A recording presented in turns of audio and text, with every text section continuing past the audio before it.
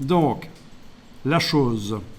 Il s'agit donc, dans la palette des formes, menu fenêtre forme, de déplacer avec la flèche noire la totalité de ces objets.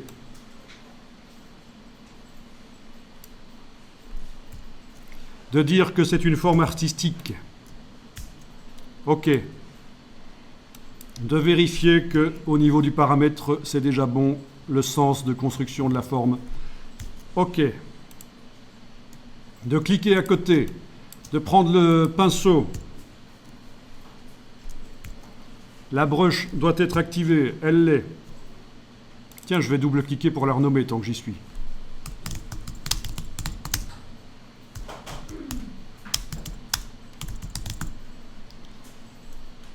Feuille plate multicolore avec contour, voilà.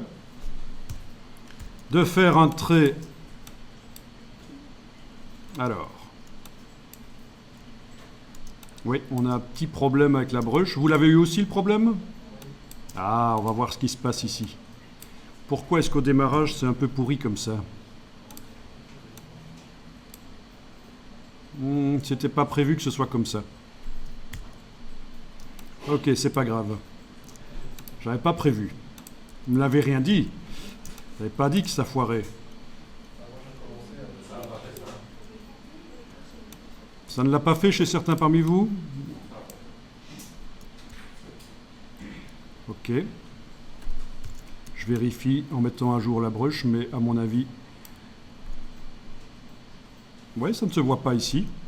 Ça ne se voit pas ici. Eh ben... Je vais encore apprendre un truc aujourd'hui, alors. Ah, ça marche, là.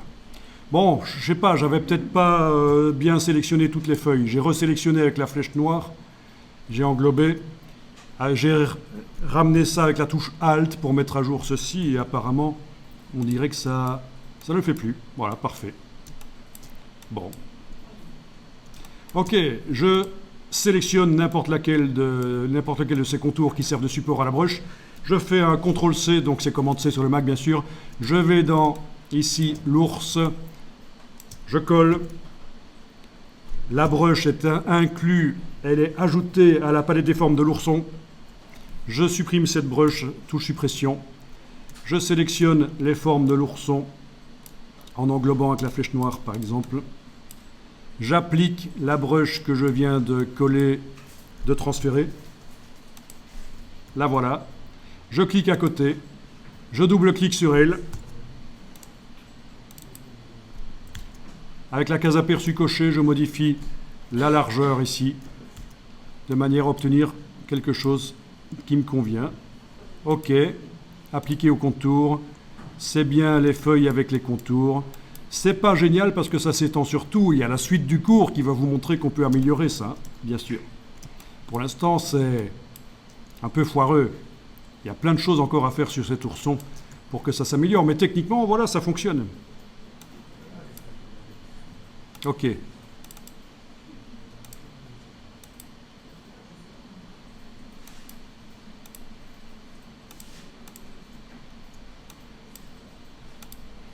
Ah oui, ce qui n'était pas mis dans le petit tuto que j'ai écrit là, c'est que par la palette contour, en sélectionnant certaines formes par la palette contour, on peut donner des variantes à la forme. Touche tabulation.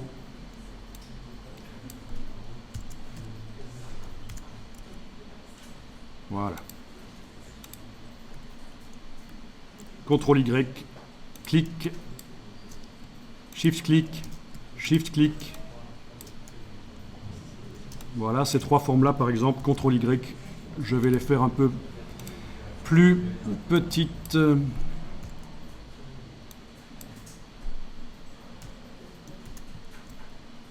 Voilà, ce sera mieux comme ça. Ok, il y a toute une gestion après. Et vous enregistrez.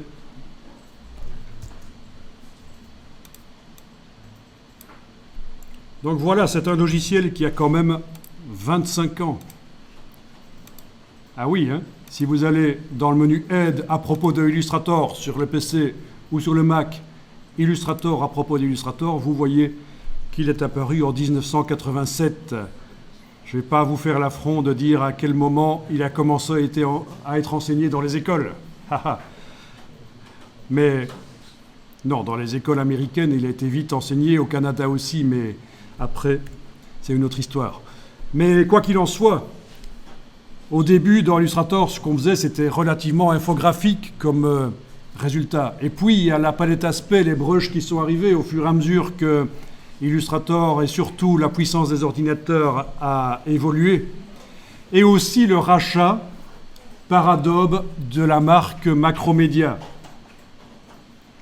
La marque Macromedia, qui était vraiment un des gros concurrents de Adobe, mais qui surtout était dans le domaine du web, alors que Adobe n'était pas trop dans le domaine du web.